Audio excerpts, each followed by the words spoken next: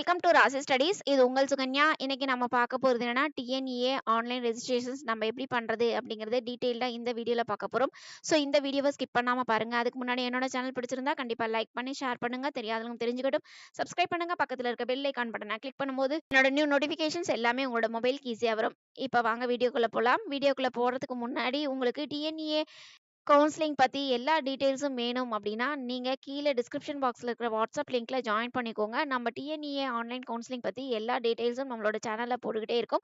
So அது உங்களுக்கு ரொம்ப ரொம்ப ஹெல்ப்ஃபுல்லா இருக்கும். ஸோ கண்டிப்பா அந்த வாட்ஸ்அப் லிங்க்ல ஜாயின் பண்ணிக்கலாம். இப்ப பாருங்க, உங்களுக்கு tneaonline.org.in இந்த வெப்சைட் நம்ம ஓப்பன் பண்ணியிருக்கோம். இந்த வெப்சைட்ல எப்படி வந்து டிஎன்இஏ ஆன்லைன் ரெஜிஸ்ட்ரேஷன்ஸ் பண்றது அப்படிங்கிறது லைவ் டெமோ வீடியோ நம்ம காமிக்க போறோம். ஸோ ஸ்டெப் பை ஸ்டெப் நீங்க கரெக்ட்டா பார்த்துட்டீங்க அப்படிங்கிற பட்சத்துல உங்களுக்கு நெறைய டவுட்ஸ் வரும். அந்த டவுட்ஸ் எல்லாமே இந்த வீடியோல கிளியர் பண்ணிடுவோம். ஸோ உங்களுக்கு உங்களோட வெப்சைட்ல போய் நீங்க ரெஜிஸ்ட்ரேஷன்ஸ் பண்றதுக்கு ரொம்ப ரொம்ப யூஸ்ஃபுல்லா இருக்கும் இந்த வீடியோ. ஸோ ஸ்கிப் பண்ணாம பாருங்க. ஃபர்ஸ்ட் ஆஃப் ஆல் உங்களுக்கு tneaonline.org.in இந்த வெப்சைட் ஓப்பன் பண்ணிட்டீங்க அப்படிங்கிற பட்சத்துல உங்களுக்கு இங்க பாருங்க, உங்களுக்கு click here for BR BTech registrations அப்படிங்கிறது இங்க குடுத்துருக்காங்க. ஸோ நீங்க இதை கிளிக் பண்ணீங்கன்னா உங்களுக்கு இந்த மாதிரி வெப் பேஜ் வரும். இந்த வெப் பேஜ்ல மேல குடுத்துருக்காங்க பாருங்க. தயவு செய்து அனைத்து விவரங்களையும் நிரப்பவும். இங்கு உள்ளிடப்பட்டுள்ள விவரங்களை பின்னர் மாற்ற முடியாது. எனவே நிரப்பும் பொழுது கூடுதல் கவனம் செலுத்துமாறு கேட்டுக்கொள்ளப்படுகிறது. அனைத்து தகவல் தொடர்புகளும் கொடுக்கப்பட்ட மின்னஞ்சல் முகவரி மற்றும் மொபைல் எண்ணுடன் மட்டுமே பகிரப்படும். எனவே சரியான தகவல் வழங்குவதை உறுதி செய்யவும் அப்படின்னு சொல்லியிருக்காங்க. ஸோ இதுல இருந்து நீங்க உங்களோட எல்லா இன்ஃபர்மேஷன்ஸும் கரெக்டா ப்ராப்பரா ஃபில் பண்ணுங்க. எந்த பாக்ஸையும் விட்டுறக்கூடாது அப்படின்னு சொல்லியிருக்காங்க. அதே மாதிரி உங்களோட இமெயில் அட்ரஸும் உங்களோட மொபைல் நம்பரும் ப்ராப்பரா இருக்கணும். ஏதோ ஒரு இமெயில் அட்ரஸ், ஏதோ ஒரு மொபைல் நம்பர் குடுத்துறாதீங்க. ஸோ ஒவ்வொரு இன்ஸ்ட்ரக்ஷன்ஸும் உங்களுக்கு உங்களோட இமெயில் ஐடியிலயும் உங்களோட மொபைல் நம்பர்லயும் வரும். அதனால ப்ராப்பரான இமெயில் ஐடி, ப்ராப்பரான மொபைல் நம்பரை வச்சுக்கோங்க. அதே மாதிரி இப்போ ஒரு ஓடிபி ஜென்ரேட் பண்ணுவோம். அந்த ஓடிபியும் நீங்க கரெக்டா நோட் பண்ணி வச்சுக்கணும். ஸோ இது எல்லாமே இம்பார்ட்டன்ட். ஏன்னா நீங்க டிஎன்இஏ ஆன்லைன் கவுன்சிலிங்ல உங்களுக்கு 2 மாசங்கள் வந்து இந்த வெப்சைட்ல நீங்க வந்து ஒவ்வொரு இன்ஸ்ட்ரக்ஷன்ஸா பார்த்து நீங்க வந்து அதுக்கு அடுத்த இன்ஸ்ட்ரக்ஷன்ஸ் என்ன அப்படிங்கிறத நீங்க செய்யணும். அதனால உங்களோட பாஸ்வேர்ட் வந்து ரொம்ப ரொம்ப முக்கியம். அதே மாதிரி உங்களோட இமெயில் அட்ரஸும் மொபைல் நம்பரும் முக்கியம். ஸோ இந்த 3யும் ப்ராப்பரா நீங்க ஒரு நோட் போட்டு எழுதி வச்சுக்கோங்க. ஃபர்ஸ்ட் ஆஃப் ஆல் வந்து உங்களுக்கு அப்ளிகேஷன் ஃபார்ம்ல நேம் கேட்டிருக்காங்க. இந்த நேம் வந்து உங்களோட 10th மார்க் ஷீட்ட பக்கத்துல வச்சுக்கோங்க. இந்த 10th மார்க் ஷீட்ஸ்ல உங்களோட நேம் எப்படி இருக்கு, இனிஷியல் எப்படி இருக்கு, எப்ப முன்னாடி போட்டிருக்காங்களா, பின்னாடி போட்டிருக்காங்களா அப்படிங்கிறதையும் ஒண்ணொண்ணும் ப்ராப்பரா செக் பண்ணி உங்களோட நேம டைப் பண்ணுங்க. அதுக்கடுத்து மொபைல் நம்பர். ஸோ இப்ப வந்து கரண்ட்ல நீங்க வச்சிருக்கிற மொபைல் நம்பர நீங்க அங்க டைப் பண்ணணும். அதுக்கடுத்து இமெயில் அட்ரஸ். சப்போஸ் வந்து ப்ராப்பரான இமெயில் அட்ரஸ் குடுங்க. உங்களோட இமெயில் அட்ரஸ் வந்து வேலிடா இருக்கணும். அன்வேலிட் இமெயில் அட்ரஸ்ல நீங்க குடுத்துட்டீங்க அப்படிங்கிற பட்சத்துல ஒவ்வொரு இன்ஸ்ட்ரக்ஷன்ஸும் அதுல போயிடும். ஸோ உங்களால பார்க்க முடியாம போயிரும். அதனால கரெக்ட்டா எனேபிள் ஆயிருக்கிற இமெயில் அட்ரஸ் மட்டும் குடுங்க. அதுக்கடுத்து கன்ஃபர்ம் இமெயில் அட்ரஸ். அதே இமெயில் அட்ரஸே மறுபடியும் டைப் பண்ணுங்க. அதுக்கடுத்து உங்களோட date of birth, date, month, year அத வந்து கிளிக் பண்ணி டைப் பண்ணுங்க. அதுக்கடுத்து நீங்க 11th பாஸ் ஆன்னு கேட்டிருக்காங்க. எஸ் குடுத்துக்கோங்க. அதுக்கடுத்து குவாலிஃபையிங் எக்ஸாமினேஷன்ஸ், அதாவது நீங்க வந்து ப்ராப்பரா இங்க வந்து நீங்க தமிழ்நாடு போர்டா, சிபிஎஸ்இ போர்டா, ஐசிஎஸ்இ போர்டான்னு கேட்குறாங்க. ஸோ அதையும் நீங்க கிளிக் பண்ணிக்கலாம். அதுக்கடுத்து பாஸ்வேர்ட் வந்து எப்படி கிரியேட் பண்ணணும் அப்படின்னா, இங்க பாருங்க, இங்க குடுத்துருக்காங்க 6 டிஜிட் நம்பரா பாஸ்வேர்ட் இருக்கணும் அப்படின்னு சொல்லியிருக்காங்க. அது மட்டும் இல்லாம உங்களுக்கு அந்த 6 டிஜிட் நம்பர்ல 1 ஆல்பபெட் இருக்கணும், 1 ஸ்பெஷல் கேரக்டர் இருக்கணும், 1 நம்பர் இருக்கணும் அப்படின்னு சொல்லியிருக்காங்க. அதுக்கு ஏத்த மாதிரி பாஸ்வேர்ட் கிரியேட் பண்ணிக்கோங்க. அந்த பாஸ்வேர்டையும் நீங்க மறக்காம நோட் போட்டு எழுதி வச்சுக்கோங்க. அதே பாஸ்வேர்டை நீங்க இங்க கன்ஃபர்ம் பாஸ்வேர்டா நீங்க எழுதிக்கலாம். ஸோ எழுதின வாட்டி உங்க சேவ் ஆப்ஷன்ஸ் குடுத்துட்டீங்க அப்படின்னா உங்களுக்கு இன்னொரு வெப் பேஜ் போகும். இங்க பாருங்க, உங்களுக்கு அங்க வந்து சேவ் அண்ட் கன்டினியூன்னு குடுத்துட்டீங்கன்னா, நீங்க ப்ராப்பரான இமெயில் ஐடியிலயும், உங்களோட ப்ராப்பரான மொபைல் நம்பர்லயும் உங்களுக்கு ஒரு ஓடிபி ஜெனரேட் ஆகும். ஸோ அது வந்து 6 டிஜிட் நம்பர். அந்த 6 டிஜிட் ஓடிபிய நீங்க இங்க என்டர் பண்ணணும். ஸோ இங்க என்டர் பண்ணிட்டு சப்மிட் குடுத்துட்டீங்க அப்படிங்கிற பட்சத்துல உங்களுக்கு ஒரு அப்ளிகேஷன் ஃபார்ம் வந்து ஜெனரேட் ஆகும். அது எங்க அப்படின்னா, உங்களோட மொபைல் நம்பர்லயோ இல்லன்னா உங்களோட இமெயில் அட்ரஸ்லயோ நீங்க பார்த்துக்கலாம். ஸோ உங்களோட மொபைல் நம்பர்ல இல்லன்னா உங்களோட இமெயில் அட்ரஸ்ல இந்த மாதிரி உங்களுக்கு வந்து வந்திருக்கும். ஸோ இதுல வந்து பாருங்க, ஓடிபியும் குடுத்திருப்பாங்க. ஸோ இந்த ஓடிபிய தான் நீங்க வந்து அங்க வந்து டைப் பண்ணி உங்களுக்கு வந்து அதுக்கு அடுத்த ப்ரொசீஜர்ஸ் என்ன அப்படிங்கிறத நீங்க பார்க்கணும். அது குடுத்த வாட்டி உங்களுக்கு மறுபடியும் வந்து லாகின் பண்ண சொல்லுவாங்க. ஸோ லாகின் பண்றதுக்கு உங்களோட இமெயில் அட்ரஸும், உங்களோட பாஸ்வேர்டும். ஸோ இமெயில் அட்ரஸ் குடுத்துட்டு நீங்க என்ன வந்து பாஸ்வேர்டா கிரியேட் பண்ணி வச்சிருக்கீங்களோ, அந்த பாஸ்வேர்ட் குடுத்து லாகின் பண்ணிக்கோங்க. லாகின் பண்ணவாட்டி உங்களுக்கு கிட்டத்தட்ட ஒரு 8 ஸ்டெப்ஸ் வந்து இந்த அப்ளிகேஷன் ஃபார்ம் ஃபில் பண்ணணும். ஃபர்ஸ்ட் ஸ்டெப் என்ன அப்படின்னா, பெர்சனல் இன்ஃபர்மேஷன்ஸ். இந்த பெர்சனல் இன்ஃபர்மேஷன்ஸ்ல வந்து உங்களுக்கு நேம் கேட்டிருக்காங்க. ஸோ உங்களோட 10th மார்க் ஷீட்ஸ்ல என்ன நேம் இருக்கோ, இல்ல முன்னாடி என்ன நேம் குடுத்தீங்களோ, அதே நேம டைப் பண்ணிக்கோங்க. பட் இங்க வந்து டைப் பண்ண முடியாது. ஏன்னா முன்னாடியே நேம வந்து குடுத்துட்டனால, இங்க வந்து ப்ராப்பரா அந்த நேம் இருக்கும். அதுக்கு அடுத்தது வந்து பேரண்ட் இல்லாட்டினா கார்டியனோட நேம் கேட்குறாங்க. ஸோ அதையுமே கரெக்ட்டா குடுத்துக்கோங்க. அதுக்கடுத்து கம்யூனிகேஷன் அட்ரஸ் கேட்குறாங்க. அதையும் நீங்க கரெக்ட்டா குடுத்துக்கோங்க. இந்த பக்கம் பார்த்தீங்கன்னா, உங்களுக்கு உங்களோட சொந்த மாவட்டத்தின் குடிமை நிலை. அதாவது என்ன அர்த்தம் அப்டின்னா, நீங்க வில்லேஜ் சைடா இல்ல வந்து முனிசிபாலிட்டியா, கார்ப்பரேஷனா, டவுன் பஞ்சாயத்தா அப்படின்னு கேட்குறாங்க. ஸோ அது என்னங்கிறத நோட் பண்ணிக்கோங்க. அதுக்கடுத்து டேட் ஆஃப் பர்த், அதுக்கடுத்து நீங்க வந்து மேலா, ஃபீமேலான்னு கேட்குறாங்க. அதுக்கடுத்து மதர் டங் கேட்குறாங்க. அதுக்கடுத்து நேஷனாலிட்டி கேட்குறாங்க. இங்க பார்த்தீங்க அப்படிங்கிற பட்சத்தில நீங்க மேல குடுத்த அட்ரஸே சேம் தான் அப்படின்னா, அங்க சேம் ஆஸ் கம்யூனிகேஷன்ஸ் அட்ரஸ் அப்படிங்கிறத இங்க கிளிக் பண்ணிட்டீங்கன்னா, உங்களுக்கு அதே அட்ரஸே கீழ வந்துரும். அதுக்கடுத்து இந்த பக்கம் பார்த்தீங்கன்னா, உங்களோட நேட்டிவிட்டி கேட்குறாங்க.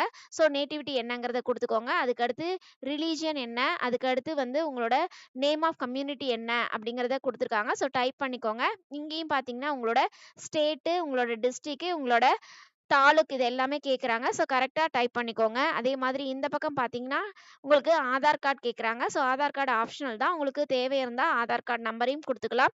அதுக்கடுத்து கம்யூனிகேஷன்ஸ் அட்ரஸ் பின்கோடு கேட்குறாங்க. ஸோ உங்களோட அட்ரஸோட பின்கோட நீங்க எழுதிக்கலாம். ஸோ டிஸ்ட்ரிக்ட் கேட்குறாங்க. ஸோ அது என்னங்கிறத நீங்க கரெக்ட்டா நோட் பண்ணிக்கணும். அதுக்கடுத்து இங்க வந்து எல்லா இன்ஃபர்மேஷன்ஸ் கரெக்ட்டா இருந்ததுன்னா, ஒரு தடவைக்கு 2 தடவ செக் பண்ணிட்டு, அதுக்கடுத்து சேவ் அண்ட் கன்டின்யூ குடுத்துக்கோங்க. அதுக்கு அடுத்து செகண்ட் ஸ்டெப்ஸ் கேட்குறாங்க. செகண்ட் ஸ்டெப் என்ன அப்படின்னா, ஸ்பெஷல் ரிசர்வேஷன் இன்ஃபர்மேஷன்ஸ். சப்போஸ் நீங்க வந்து எக்ஸ் சர்வீஸ் மேனா இருக்கலாம், இல்லன்னா டிஃபரண்ட்லி பெர்சனா இருக்கலாம், இல்லன்னா ஸ்போர்ட்ஸ் கோட்டால வரவங்களா இருக்கலாம்.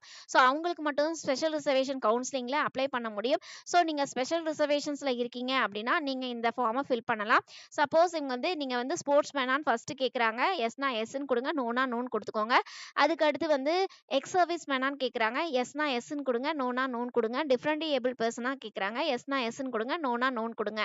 அதுக்கடுத்து டிஎஃப்சி சென்டர் கேட்குறாங்க. ஸோ உங்களோட அட்ரஸ்க்கு பக்கத்துல, அதாவது நீங்க எங்க குடியிருக்கீங்களோ, அதுக்கு பக்கத்துல இருக்கிற டிஎஃப்சி சென்டர வந்து நோட் பண்ணிக்கோங்க. அது எதுக்கு அப்டின்னா, உங்களோட சர்டிஃபிகேட்ஸ வெரிஃபை பண்றதுக்கு அந்த டிஎஃப்சி சென்டர் வந்து ஹெல்ப் பண்ணும். அதனால உங்களுக்கு நியரஸ்ட்டா இருக்கிற டிஎஃப்சி சென்டர வந்து நீங்க அங்க குடுத்துக்கலாம். அதுக்கு அடுத்து வந்து நீங்க சேவ் அண்ட் கன்டின்யூ குடுத்தீங்கன்னா, நீங்க அடுத்த ஸ்டெப், அதாவது 3 ஸ்டெப்புக்கு போகலாம். ஸ்டெப் என்ன அப்டின்னா, உங்களுக்கு ஸ்காலர்ஷிப் இன்ஃபர்மேஷன்ஸ், ஏதாவது வந்து ஸ்காலர்ஷிப் வாங்கியிருக்கீங்களா அப்படிங்கிறதுக்கு உண்டான இன்ஃபர்மேஷன்ஸ் கேட்குறாங்க. ஸோ பேரண்ட்டோட ஆக்குபேஷன்ஸ் என்ன அப்படிங்கிறத இங்க கேட்குறாங்க. ஸோ அத நீங்க டைப் பண்ணிக்கோங்க. அத நீங்க கிளிக் பண்ணிக்கோங்க. அதுக்கு அடுத்து வந்து ஆனுவல் இன்கம் என்ன அப்படின்னு கேட்குறாங்க. டைப் பண்ணிக்கோங்க. அதுக்கு அடுத்து நீங்க ஃபர்ஸ்ட் கிராஜுவேட்டா அப்படின்னு கேட்குறாங்க. நீங்க ஃபர்ஸ்ட் கிராஜுவேஷன் சர்டிஃபிகேட் வச்சிருக்கீங்க. நான் ஃபர்ஸ்ட் கிராஜுவேட்ஸ் தான் அப்படின்னா, நீங்க வந்து எஸ்ன்னு குடுக்கலாம். சப்போஸ் நீங்க ஃபர்ஸ்ட் கிராஜுவேட் இல்லைன்னா, நோ குடுத்துக்கலாம். சப்போஸ் வந்து ஃபர்ஸ்ட் கிராஜுவேஷன் சர்டிஃபிகேட் வச்சிருந்தா இங்க எஸ் குடுத்துக்கோங்க. அப்பதான் உங்களுக்கு ஸ்காலர்ஷிப் வந்து குடுப்பாங்க. இங்கேயே நீங்க நோன்னு குடுத்துட்டீங்கன்னா, உங்களுக்கு ஸ்காலர்ஷிப் வராது. ஸோ கரெக்ட்டா பார்த்து நீங்க வந்து குடுத்துக்கணும். அதுக்கு அடுத்து போஸ்ட் மெட்ரிக் ஸ்காலர்ஷிப் கேட்குறாங்க. சப்போஸ் நீங்க வாங்கியிருந்தீங்கன்னா எஸ்ன்னு குடுங்க. இல்லன்னா நோன்னு குடுங்க.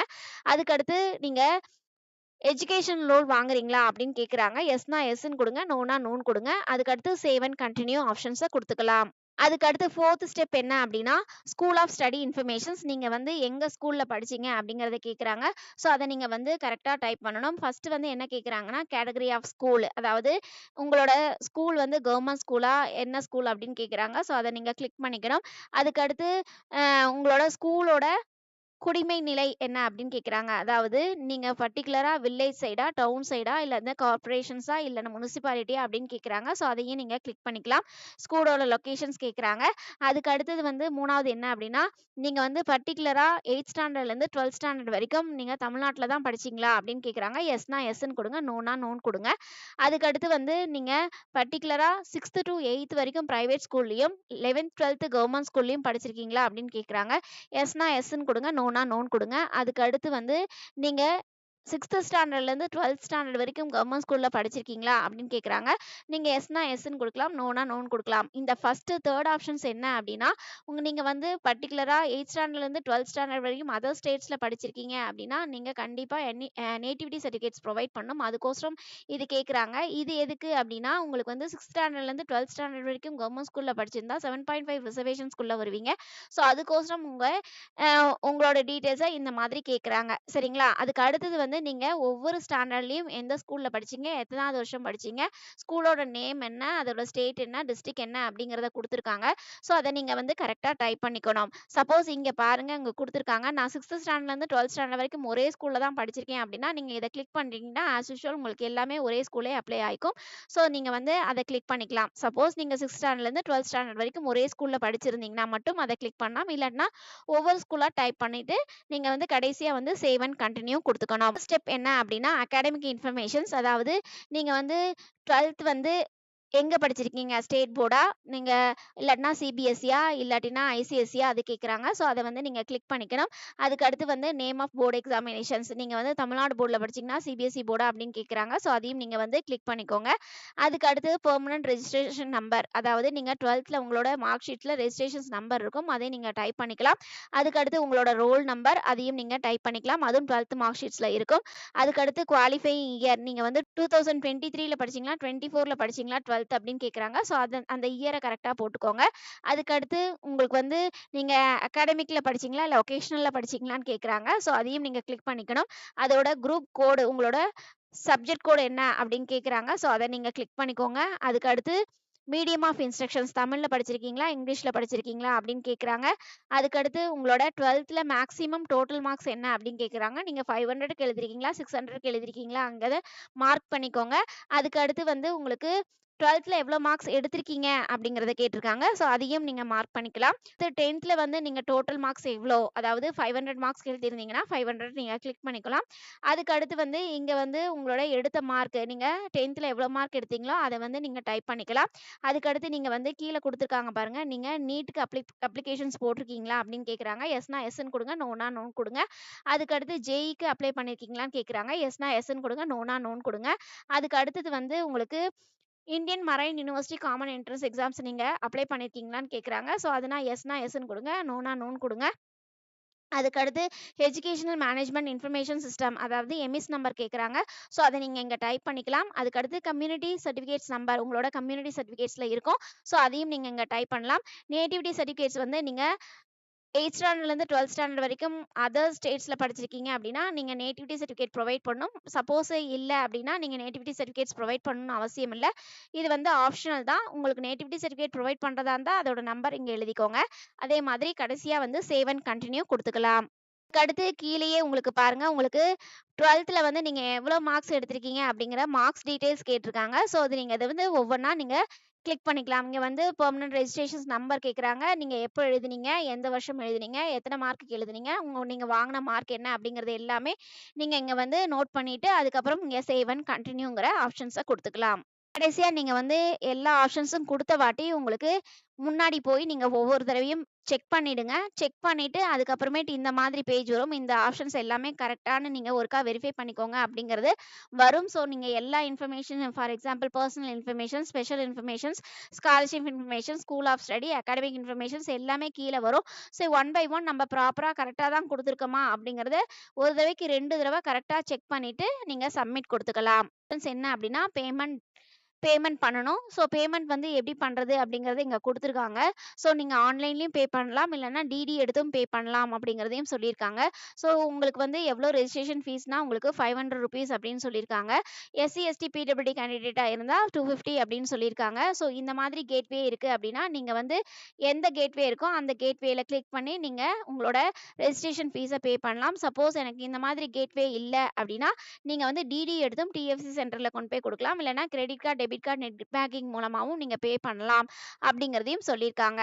ஸோ நீங்க வந்து இது ஆப்ஷன்ஸ கிளிக் பண்ணிட்டு நீங்க பேன்னு குடுத்துட்டீங்கன்னா, உங்களுக்கு அந்த உங்களுக்கு எந்த அக்கவுண்ட்ஸ் இருக்கோ அந்த அக்கவுண்ட்ஸ்க்கு உங்களோட டேட்டாஸ் போகும். ஸோ அதுல வந்து நீங்க அமௌண்ட்ட பே பண்ணிக்கலாம். பே பண்ணி முடிச்ச வாட்டி கடைசியா வந்து உங்களுக்கு டாக்குமெண்ட்ஸ் அப்லோட் பண்ணணும். டாக்குமெண்ட்ஸ் அப்லோட் பண்ற மாரிக்கு அப்லோட் பண்றதுக்கு முன்னாடி உங்களுக்கு இந்த மாதிரி ஒரு பேஜ் வரும். இந்த பேஜ்ல வந்து உங்களுக்கு உங்களோட அப்ளிகேஷன் ஃபார்ம டவுன்லோட் பண்ணிக்கலாம் அப்படின்னு சொல்லி அவங்க வந்து சொல்லியிருப்பாங்க. ஸோ அங்க டவுன்லோட் நவ்ங்கிற ஆப்ஷன்ஸ் இருக்கும். அந்த டவுன்லோட் நவ் ஆப்ஷன்ஸ கிளிக் பண்ணீங்கன்னா, உங்களுக்கு இந்த மாதிரி உங்களோட இன்ஃபர்மேஷன்ஸ் எல்லாமே வரும். இந்த இன்ஃபர்மேஷன்ஸ நீங்க டவுன்லோட் பண்ணி உங்களோட சிக்னேச்சரும், பேரண்டோட சிக்னேச்சரும் போட்டு நீங்க கையில வச்சுக்கிட்டு, அதுக்கப்புறமேட்டு டாக்குமெண்ட்ஸ் அப்லோட் பண்ணலாம். ஸோ இப்படி தான் உங்களோட அப்ளிகேஷன் ஃபார்ம ஃபில் பண்ணணும். So one by one nook and corner கரெக்ட்டா செக் பண்ணிக்கிட்டு, அதுக்கு ஏத்த மாதிரி நீங்க வந்து ஃபில் பண்ணுங்க. சப்போஸ் ஏனோ தானோன்னு ஃபில் பண்ணிட்டீங்கன்னா, மறுபடியும் கரெக்ஷன் விண்டோ ஓப்பன் பண்ணும்போது தான் நம்மளால மறுபடியும் ரீகரெக்ட் பண்ண முடியும். ஏன்னா ஒன்ஸ் சப்மிட் குடுத்துட்டீங்க அப்படின்னா, லாஸ்ட் ஃபைனல் வந்த வாட்டி பேமெண்ட்டும் பண்ண வாட்டி சப்மிட் குடுத்து, நீங்க உங்களோட அப்ளிகேஷன் ஃபார்ம டவுன்லோட் பண்ணிட்டீங்கன்னா, மறுபடியும் உங்களுக்கு உள்ள போய் நீங்க கரெக்ஷன்ஸ் பண்ண முடியாது. அதனால ஒரு தடவைக்கு 2 தடவ நீங்க டவுன்லோட் பண்றதுக்கு முன்னாடி, இல்லன்னா பேமெண்ட் பண்றதுக்கு முன்னாடி நீங்க வெரிஃபை பண்ணிக்கிட்டு, அதுக்கப்புறமேட்டு அதுக்கு அடுத்த ஆப்ஷன்ஸ் என்னவோ அத நீங்க செஞ்சீங்கன்னா, கரெக்ட்டா நீங்க அப்ளிகேஷன்ஸ தப்பும் தவறும் இல்லாமல் கரெக்ட்டா செஞ்சுக்கலாம். ஓகே ஃபிரெண்ட்ஸ், இந்த வீடியோ உங்களுக்கு பிடிச்சிருக்கும்னு நெனைக்கிறேன். பிடிச்சிருந்தா லைக் பண்ணுங்க, ஷேர் பண்ணுங்க, தெரியாதவங்க தெரிஞ்சுக்கட்டும். சப்ஸ்கிரைப் பண்ணுங்க. பக்கத்துல இருக்க பெல் ஐகான் பட்டனை கிளிக் பண்ணும்போது என்னோட நியூ நோட்டிஃபிகேஷன்ஸ் எல்லாமே உங்களோட மொபைலுக்கு ஈஸியா வரும். தேங்க் யூ ஃபார் வாட்சிங். Bye bye.